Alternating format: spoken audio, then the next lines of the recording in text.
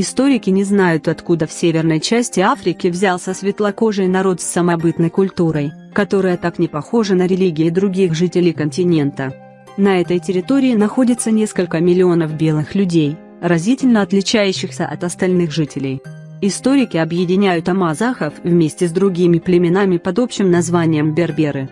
Предположительно, это потомки гарамантов, народов арийского происхождения, несколько веков назад захвативших африканские земли. Эти люди жили на территории Сахары, которая раньше была цветущей, в то время там располагались крупные селения. Первые упоминания о них были еще в V веке до нашей эры. Историки говорили о людях из Сахары как о развитой техногенной цивилизации. Европейцы, посетившие северную оконечность Африки в XV веке, были очень удивлены, встретив там белокожее население статного сложения и высокого роста. Они общались на странном языке, который больше напоминал птичий свист. Они жили там издавна, являясь коренным народом. Некоторая часть их была ассимилирована арабами, но большинство сохранили культуру и генетические признаки. Странно, но внешне многие амазахи больше всего похожи на славян. У них те же правильные черты лица, которые можно назвать благородными: прямой нос, большие светлые глаза, овальное лицо с высоким лбом, говорящим о высоком интеллекте.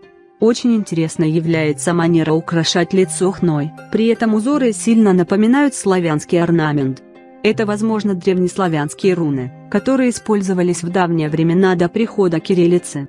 Рисунки на лице и теле являются оберегами, которые защищают женщин от различных неприятностей в наиболее важные периоды жизни: вступление в брак, рождение ребенка. Некоторые историки полагают, что древняя цивилизация атлантов, которая была уничтожена, не вымерли полностью, а частично спаслись. Это были белокурые гиганты с голубыми глазами, имевшие таинственные способности. После гибели Атлантиды они ассимилировались с другими жителями планеты, и сейчас их потомки продолжают жить среди нас. Генетически этот народ составляет единую группу с такими светлокожими народами, как калаши-персы и другие люди с белой кожей, населяющие Азию.